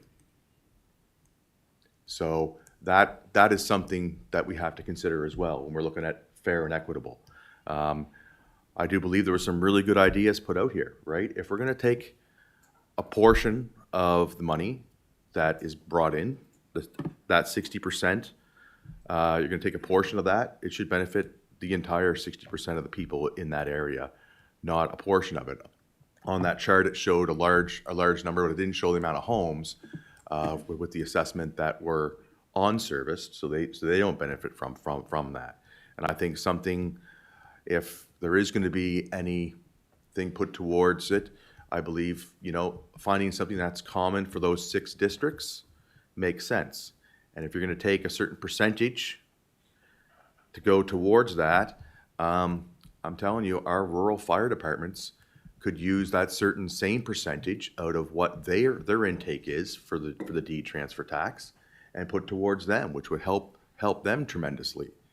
And other areas that might go into certain things like, recreation, tourism, or whatever. But the biggest benefit is for everybody is the general tax rate. If it all goes to items that deal with the general tax rate, everybody benefits. It's fair and equitable. Because the numbers already show per district, there's a huge variance, but within each district, even in the corridor, there's a large number of people who who don't pay the urban service rate and won't benefit from that extra money going towards it. But they might benefit from the money going towards something else that benefits everybody. And I think the biggest thing we have to look at is being fair and equitable. I mean, it is a huge advantage and privilege to be able to be on sewer and water. They are a huge expense for the municipality. But for the individual, every year, that expense is less than somebody paying for a new septic. And like everything else, septics have a lifespan, right? Like, we have to replace lift stations, we have to replace pipes in the ground. After so many years, you can replace your septic field. There's another $20,000. Plus. Everything keeps going up. So when you look at the costs to all of the individuals throughout the whole municipality for their sewer and water services, whether it be well, septic, or municipally provided, there are huge costs for everybody. And I think if we're going to subsidize one group out of this allotment of money, then the other groups need to have equal compensation towards themselves as well, in some manner that is equal. That to me is just a fair and equitable thing to do, or otherwise we just ensure that this funds, when they come in, go completely to benefit everybody equally across the board. That to me is the foundation. When I came here on council, it wasn't just for Mount Uniacke, it was for the municipality as a whole, right? And that's the bottom line, the whole. Everybody should receive the same benefit, no matter where you live, no matter what services you have, because there are costs that are incurred by a lot of people that aren't seated at the municipal table because the private citizen has to pay for them themselves for their same services. Snow plowing, for existence, right? How many private roads do we have in the municipality, right? About a dozen or more, right? Those residents have to pay for their own plowing of their own road, right? It's not a general tax expense, it's an expense out of their pocket. And they also pay the general tax rate, which pays for the plowing of the other roads. So they're paying double in a way. So there are some of those expenses that those residents, accept and take on by living on a private road. That's the cost, but that is a choice that they have. With the urban service rate, there's a lot of people that don't have a choice to be part of it if they want to be. So that's where I have a stickler, and I'll support this motion to see what the draft comes back at, but I'm more of a fan to see a policy come back that is fair and equitable for all residents of East Hants. And that's all I got to say. Thank you. Chair, back to you, Deputy. All right. Chairman. So next up is Councillor Rhino to the motion. Thank you, Mr. Chair. To the motion, I'm going to support the motion. But what I would like to see in that motion is something that will, like the chair has just said, that will benefit the entire municipality. I would prefer it not go into a street light road or anything fund that will be strictly, or not strictly, but more than likely going to be used in an area that's heavily populated. That didn't seem fair. So what I would like to see is it put in a general reserve to be used in the general tax rate or some form of. That's what I would preferably like to see. But I would like, I'll support it to see what you bring back. But on a personal basis, that's what I would like. I'll be looking for with regard to the deed transfer tax. And our chairman was quite right. We pay for sewer, water, septics and wells and so on and so forth. Bang on. We pay for that out there, and there's replacement costs down the road too. So I don't think that's all taken under consideration. So I think we should look at it, and if you take, my suggestions and look at it from my point of view, that's what I'd like to see is any surplus be put into a fund that could be used equitably, whether it's on the general tax rate or what. But the general tax rate seems to be the only one common thing that we all pay. So those are my thoughts right now. Thank you. Thank you, Councillor Rhino. Next up, Councillor Garden Cole.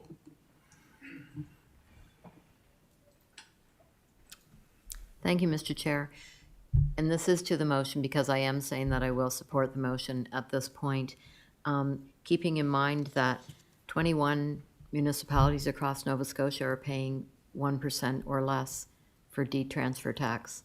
And in this time of hardship, for young people trying to afford homes and whatnot, maybe 1.5% should be lowered. That's just something to consider. Thank you. Thank you, Counselor. Seeing nobody else left to talk. Question's been called. Let's go to the vote.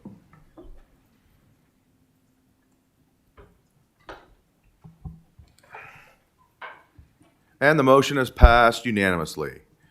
Thank you for that. We are now, my apologies to council, it went a little longer than I thought than what was on the schedule. So we're going to now take a 10-minute break. We'll reconvene here at 11, actually, let's take a 14-minute break, 11:20, reconvene at 11:20. And just remember, folks, 168 and the kitchen are off limits right now. Thank you.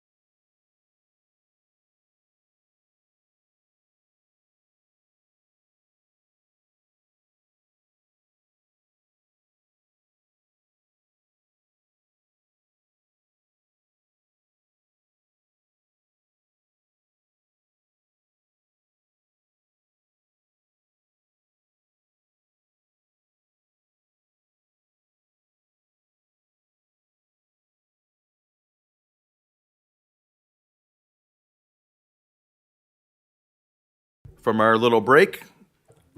Next up, we had the last two items for corporate residential services are both in-camera items, one dealing with a land issue and one dealing with continuing on with the CAO priorities. So I'll be looking for a motion to go in camera. Moved and seconded. All those in favor? Aye. Okay, we will now move into the camera.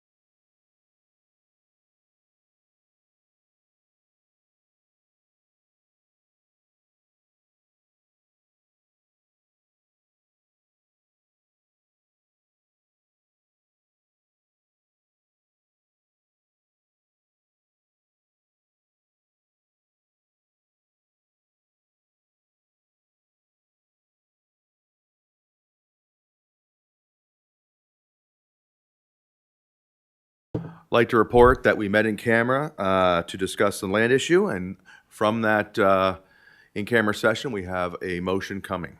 I will turn it over to Councilor Tingley. I'll move that the Corporate and Residential Services Committee authorize the CAO to enter into discussions with Uniac and District Fire Department with the intent to subdivide and declare surplus a portion of the municipality property on Charles Drive, Mount Uniac, PIDs 4515018, 51946444, 4514669, and 4534165 for a price of not to exceed $1. Seconded by Councilor Musa. Any discussion? Question's been called. We'll go to the vote.